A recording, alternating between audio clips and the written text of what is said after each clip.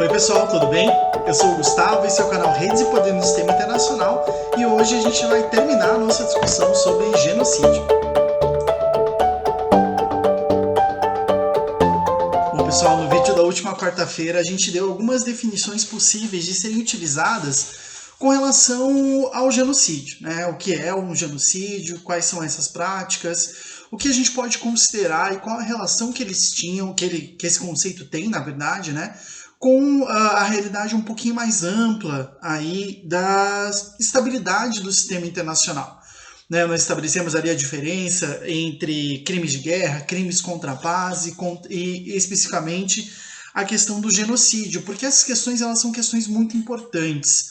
Elas têm um tipo de reação importantíssima para a própria estabilidade do sistema internacional e a organização que a gente faz das relações entre os países. Né? E no caso desse vídeo de hoje em específico, a gente queria trazer para a discussão quais são as consequências regionais ou internacionais da realização de crimes de genocídio, né? As questões que vão acontecer de uma forma ou de outra com relação a esse tema, né? Com relação aos efeitos gerados quando se comete um crime de genocídio, independentemente do lugar onde ele está.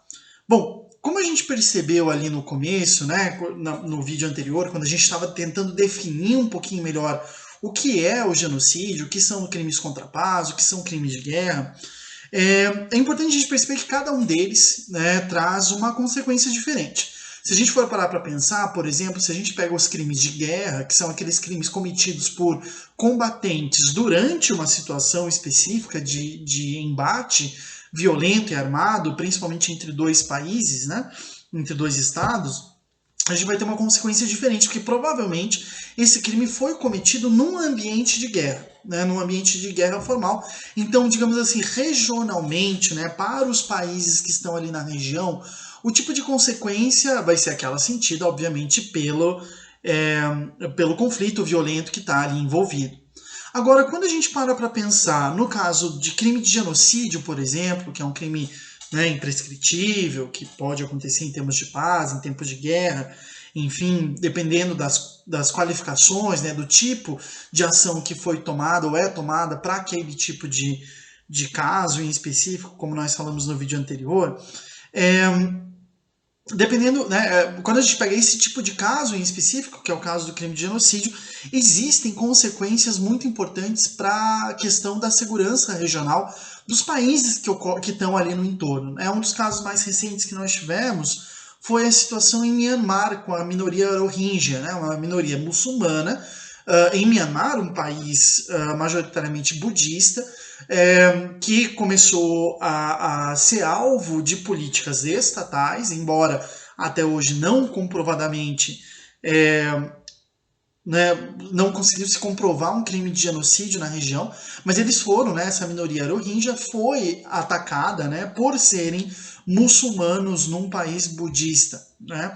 E o que aconteceu foi muito interessante, porque a missão que foi enviada pelo Conselho de Segurança da ONU para analisar, para investigar essa situação ali dos Rohingya em específico, foi a primeira missão de observação da ONU, do Conselho de Segurança da ONU, que teve participação da China. Então foi muito interessante porque isso demonstrou uma preocupação da China com aquilo que estava acontecendo, vou mudar um pouquinho aqui a câmera, com aquilo que estava acontecendo no entorno do seu território, né, na organização um pouco da região, né, como isso impacta regionalmente.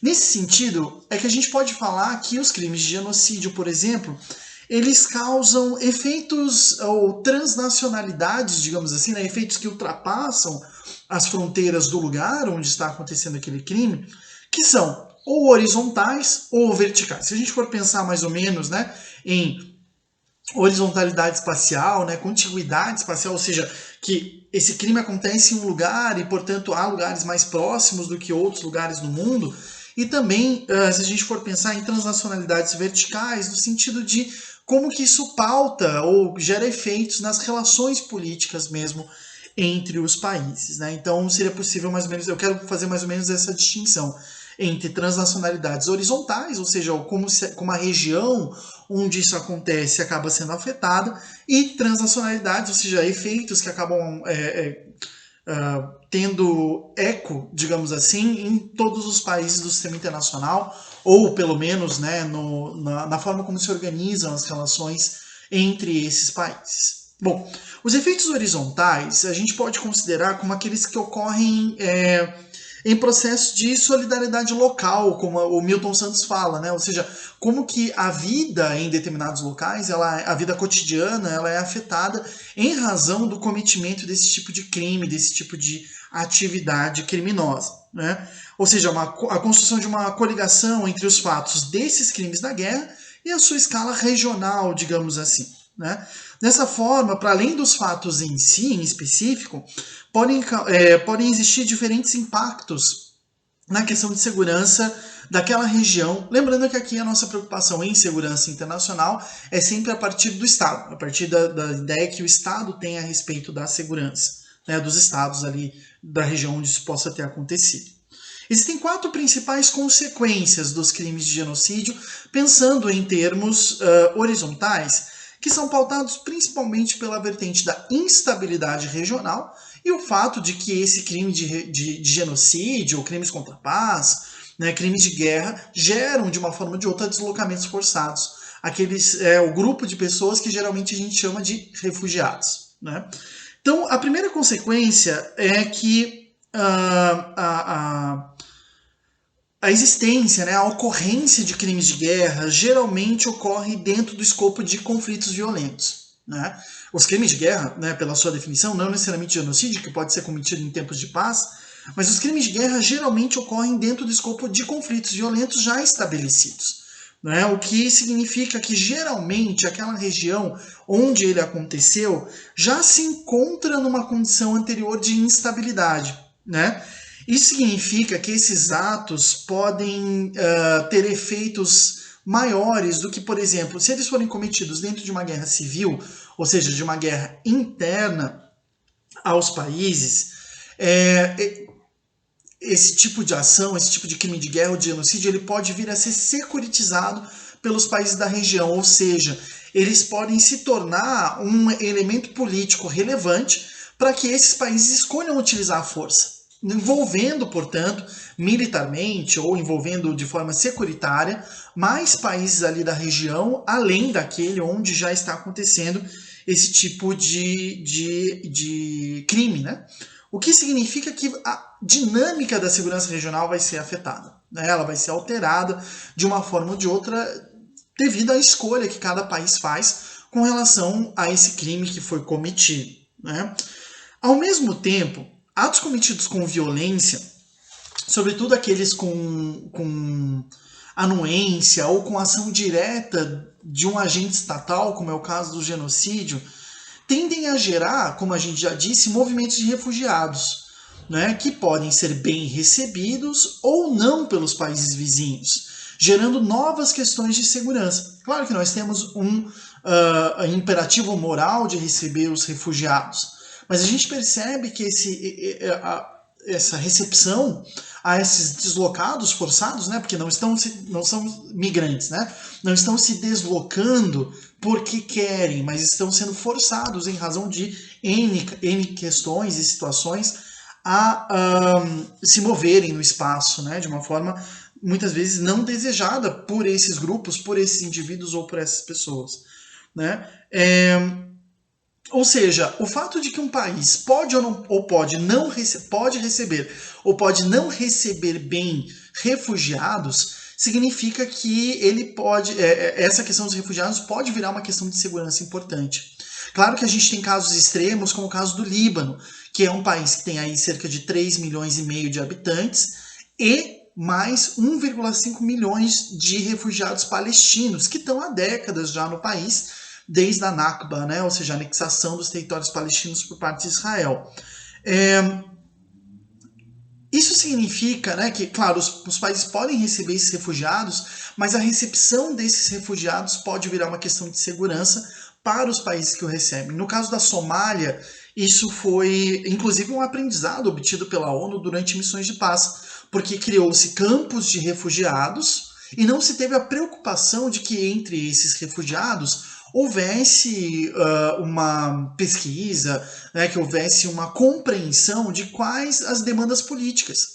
E o que acabou acontecendo dentro desses campos de refugiados acabaram, ou seja, esses campos de refugiados, na verdade, acabaram sendo espelhos do conflito que estava acontecendo na Somália. E, portanto, os grupos, né, as lealdades durante a Guerra Civil acabaram se replicando nos campos de refugiado.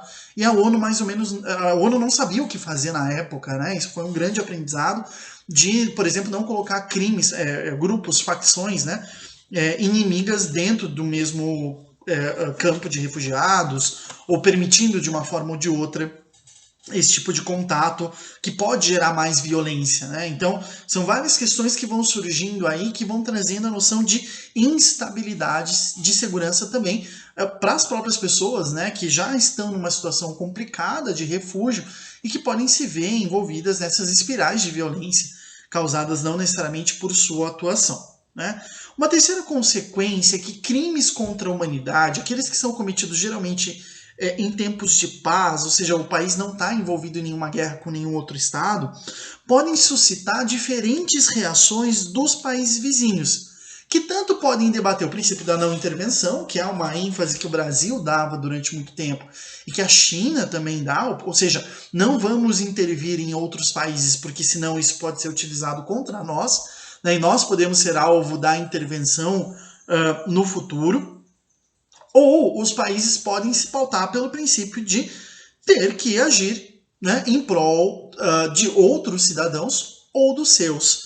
Né, o princípio da desconfiança no realismo. Como não dá para saber o que na teoria das relações internacionais, né, na linha teórica do realismo, existe esse princípio da desconfiança. Como não dá para saber o que o outro vai fazer, então eu tenho que presumir de uma forma ou de outra o pior cenário e defender os meus interesses diante desse pior cenário. Esse aspecto é um aspecto interessante e importante, porque essa escolha entre intervenção e não intervenção vai pautar muito das escolhas em termos de uso da força dos países diante de lógicas de genocídio. Porque, vejam, ao mesmo tempo que não intervir é uma garantia da sua soberania, às vezes é permitir que um genocídio continue acontecendo. Só que, ao mesmo tempo, intervir pode relativizar essa soberania e permitir que esse país que escolheu intervir seja ele alvo de intervenções no futuro em razão de diversas questões. Essas intervenções elas podem ser de diferentes maneiras, como aconteceu no caso, como acontece geralmente, né, no caso da Rússia. A Rússia desenvolveu uma ideia, né, um princípio que é o princípio da ajuda aos compatriotas no exterior, né? Se você quiser que a gente se aprofunde um pouquinho mais nessa ideia, coloca aqui, mas basicamente é a ideia de que a Rússia seria responsável por cidadãos russos mesmo em outros territórios mundiais, né? Principalmente naqueles países que fazem fronteira com a Rússia. O norte da Geórgia, por exemplo, foi alvo de uma intervenção militar russa, que reconheceu a independência de regiões ali do norte que a Geórgia até hoje não reconhece.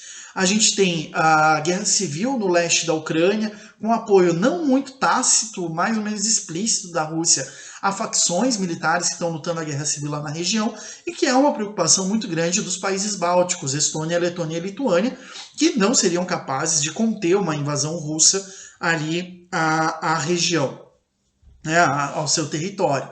Mas que ao mesmo tempo, né, enfim, esse princípio da intervenção ele pode não ser apenas físico, ele pode ser diplomático, pode ser legislativo. Existem várias formas de intervir nessa situação, mas a própria utilização desses princípios pode trazer dificuldades muito grandes para enfim, a realidade dos países da região onde estão acontecendo esses crimes, ou onde estão acontecendo essas realidades. A última consequência regional, digamos assim, é que acontecendo geralmente em tempos de confusão, de atrito entre forças violentas, né, países ou grupos que usam a violência, esses crimes acabam por permitir uma ambiguidade entre aquilo que é aceitável e aquilo que não é aceitável em cenários de disputa política, potencialmente levando aquilo que a gente normalmente chama de paradoxo Churchill-Hitler, né? A ideia de linhas vermelhas. A gente pode falar também que não só o paradoxo Churchill-Hitler, mas o paradoxo Obama-Assad, né? Qual que é esse paradoxo? O Churchill, quando se demandava do Churchill que ele desse um fim na expansão ou na lógica de atuação militar dos nazistas, ele falava, não, nós temos uma linha vermelha, a partir dessa linha vermelha, se eles passarem, nós vamos atuar, vamos retaliar de uma forma ou de outra. Que era mais ou menos a postura do Barack Obama com relação ao governo do Bashar al-Assad antes da Primavera Árabe, ali em 2008, 2009, 2010, antes da Primavera Árabe, a lógica era a lógica das linhas vermelhas. Não, se o Bashar al-Assad não... se ele usar armas químicas, nós vamos colocar sanções. Não, ele usou armas químicas, mas agora é usar armas químicas e prender opositores. Não, agora é usar armas químicas, prender opositores. Percebe? Ou seja, vai se criando uma lógica de linhas vermelhas que são ultrapassáveis e que de uma forma ou de outra vão se acumulando e meio que esfumaçando, meio que tornando estranha essa limitação entre o que é aceitável e o que não é aceitável na guerra. Qual é o problema? Isso acaba gerando um direito costumeiro, isso acaba gerando um costume internacional. O que isso significa dizer? Uma lei que não é escrita, que não está num tratado, não está numa decisão judicial do Tribunal Penal Internacional, por exemplo, ou não é uma resolução da ONU, de alguns de seus órgãos, mas que vira norma comum. Né? Então, por exemplo, um dos direitos costumeiros que andam abalados aí é a proliferação nuclear. A partir do momento em que a Coreia do Norte pôde desenvolver uma bomba nuclear e nada aconteceu com ela, há um questionamento a respeito de se deve ou não aceitar essa restrição de uso da energia nuclear. Isso vira um costume, porque se a Coreia do Norte desenvolveu a sua bomba nuclear e nada aconteceu com ela, quer dizer que nada potencialmente vai acontecer com países que desenvolvam bombas nucleares. É uma lógica meio complicada, porque justamente flexibiliza, né, aquilo que é aceitável e aquilo que não é aceitável em termos de guerra e em termos de política internacional. Esses 4 fatores que eu falei aqui demonstram que, além de se tratar de um processo ainda muito recente, né, cujos pressupostos derivam de conflitos, né, que aconteceram faz pouco tempo, os crimes contra a humanidade, o crime de genocídio é também um dos indicativos da fragilidade do direito internacional. Eu sou um defensor do direito internacional, acho que é importante falar isso, mas a incapacidade de atuação com relação a criminosos de guerra, ou a atuação seletiva com relação a alguns criminosos de guerra e não outros, demonstra uma certa fragilidade institucional do direito internacional que deve ser revista, com certeza, com relação a isso. Bom, para terminar esse vídeo, eu queria trazer as transnacionalidades verticais, né? Ou seja, aquelas que de uma forma ou de outra, a gente já falou aqui do direito costumeiro, né, dos costumes no sistema internacional, mas acho que é interessante a gente apontar que essas transnacionalidades verticais, elas têm a ver menos com estabilidade, potencial uso da guerra, conflitos e tudo mais que podem acontecer ali num determinado ambiente, mas tem mais a ver com a conexão desse conflito em específico com a política mundial, né? Aquilo que a Hannah Arendt chamaria de Weltpolitik, né? Ou seja, uma coisa que acontece aqui que acaba afetando na política mundial como um todo, né? A gente pode ver graves consequências que envolvem não apenas as grandes potências mundiais, nessa questão do genocídio, mas também a própria organização do sistema internacional sendo afetada por cometimento de crimes contra a paz, de crimes de guerra e de genocídio, né? A primeira questão é a própria ideia de quem é essa tal dessa comunidade internacional. Esse é um termo muito importante, que é muito político, né? Em RI, em geopolítica, em segurança internacional, nós trabalhamos muito com esses termos políticos, né, que são conceitos contestados, ou seja, dependendo do meu alinhamento ideológico, digamos assim, ou da minha tendência analítica, esse conceito vai ter um sentido ou outro. A ideia de comunidade internacional é uma dessas ideias, uma ideia contestada, que inicialmente, né, pode ser considerada aí também como sinônimo de concerto das nações, embora cada uma delas traga uma ideia diferente, né? A ideia de comunidade internacional é essa ideia de que os países ao redor do mundo atuam em prol da convivência, da coexistência, né? Tem um quê pacifista, tem um quê jurídico aí no meio nessa noção de comunidade internacional. E por que ela é importante? Porque essa ideia de comunidade internacional, de compartilhamento de valores, de compartilhamento de ideias, normas e comportamentos, ela pode ser afetada pela realização de crimes de genocídio ou de crimes de guerra. Né? Os genocídios e os crimes de guerra foram a base retórica, até mesmo para a reconstrução do sistema internacional depois da Segunda Guerra Mundial. Né? A ideia de que as guerras totais não poderiam mais acontecer, a ideia de que a bomba nuclear é uma mudança categórica na ideia de guerra, ela altera o próprio sentido de guerra, mas também que não se poderia repetir os horrores dos crimes contra a humanidade e os genocídios realizados pelas potências do eixo. Né? Pela Alemanha, pela Itália e pelo Japão. Né? Essas ações elas foram consideradas na época como indizíveis, ou crimes sem nomes, para usar o termo que a Hannah Arendt debate muito no Eichmann em Jerusalém, ou também no Origens do Totalitarismo. Né? Não havia determinação de como punir alguém que eliminava uma pessoa, mas ao eliminar essa pessoa não estava cometendo um homicídio, ou seja, não estava matando aquela pessoa pelo ser humano que ela era, e sim eliminando ela pelo seu pertencimento a uma comunidade ou pela capacidade que essa pessoa teria de manter essa comunidade existindo. Né? Só que, na verdade, essa construção retórica, né, ela acontece muito nos países europeus, que, por exemplo, falavam que os seus colonizados, né, aqueles que estavam submetidos a regimes coloniais na África e na Ásia, estavam indo para a Europa lutar contra o totalitarismo, contra a falta de liberdade, contra a falta de democracia. Então, a Segunda Guerra Mundial tem um fator fundamental na descolonização da África e da Ásia, quando esses soldados voltam para os seus países, depois de terem lutado pelas metrópoles, e percebem que, na verdade, estavam submetidos a regras e tipos de funcionamento social muito próximos daqueles que os nazistas submetiam à região leste da Europa ou outros pontos que os italianos ou os japoneses haviam construindo. Né? Portanto, se pergunta, quem é a comunidade internacional? Quais casos serão aqueles que são considerados genocídio? Quais são aqueles casos que são considerados crimes de guerra?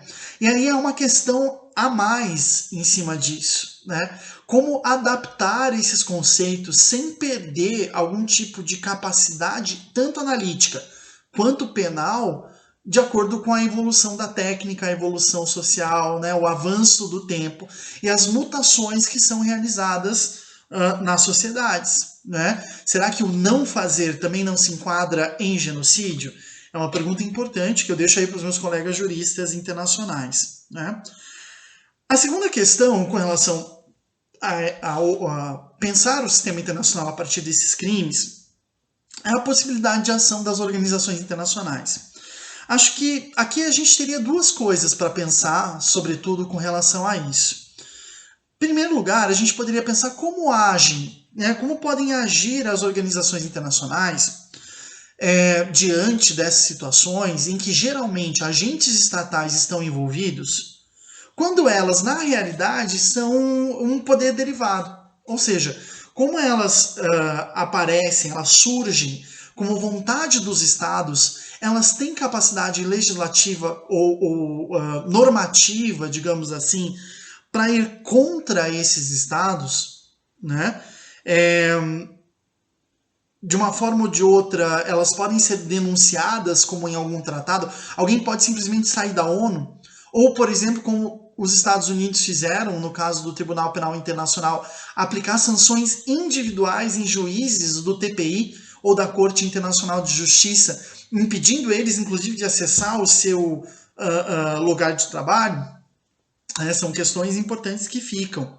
A segunda questão das organizações internacionais é que com o avanço da institucionalização do sistema internacional, ou seja, com a existência cada vez maior de tratados, acordos, organismos internacionais em vários níveis, e a formação de regimes internacionais cada vez mais específicos, como coordenar a ação em âmbitos específicos para cercear essas ações, né? Vou dar um exemplo. Na verdade, esse exemplo é um exemplo mais típico da época quando eu me formei. A presidência do Donald Trump já trouxe um pouco uma mudança com relação a isso hoje em dia, mas a regra ainda continua a primeira lógica, né? Ou seja, quando a gente tem uma Organização das Nações Unidas e uma Organização Mundial do Comércio, será que é possível aplicar sanções comerciais a um país que está cometendo um crime contra a humanidade? Né? São propostas, questões que estão surgindo aí de maneira interessante. Como juntar essas duas coisas? Se esse país pode, por exemplo, entrar na OMC contra esses subsídios, contra essas sanções, e acabar de uma forma ou de outra derrubando a capacidade legislativa dos países que estão aplicando esses boicotes, né, digamos assim. Então são questões importantes e interessantes. Desde 2014, a gente vê uma mudança com os boicotes da União Europeia com relação à Rússia, né, que são boicotes que não são feitos no âmbito da OMC, dos Estados Unidos também, e que acaba criando aí uma ordem paralela, digamos assim, algo interessante a se observar. E por fim, qual o papel das potências mundiais nisso? Eu falava mais cedo que no caso dos Rohingya, a China se envolveu.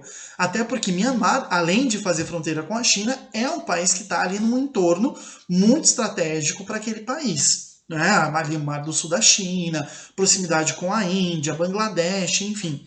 Né? São questões muito importantes. Né? Essas potências têm capacidade de estabelecer o que é moral no sistema internacional? Elas têm capacidade de estabelecer o que é racional no sistema internacional? Ou pior, a gente vai deixar na mão dessas potências mundiais definir aquilo que é justo no sistema internacional? Essa é uma pergunta muito importante, porque a partir dessas perguntas, por exemplo, foi que se definiu que na Síria tudo se podia fazer. Durante anos, a Síria foi um grande vórtice, um grande buraco negro geopolítico, né, que estabeleceu ali naquela região um conflito por procuração. Quando a gente conversava com refugiados aqui em Curitiba ou em outras regiões que vinham da Síria, eles davam muita ênfase nisso. Né? Ou seja, essa não é uma guerra dos sírios, é uma guerra que aconteceu na Síria, né? Mas lutada por outros motivos e principalmente por intervenções e ações de outros países. Né? Acho que são perguntas importantes, interessantes, né? Essa questão do genocídio ela é extremamente atual, dos crimes de guerra também, principalmente porque, embora nós estejamos vivendo num mundo oficialmente menos violento, nós estamos vivendo num mundo que aparentemente é mais... que tem teoricamente menos guerras, né? É um mundo mais violento. Bom, gente, se ficou alguma dúvida, alguma questão, deixem aqui nos comentários, compartilhem e a gente aguarda vocês aqui na sexta-feira para o próximo vídeo. Até mais!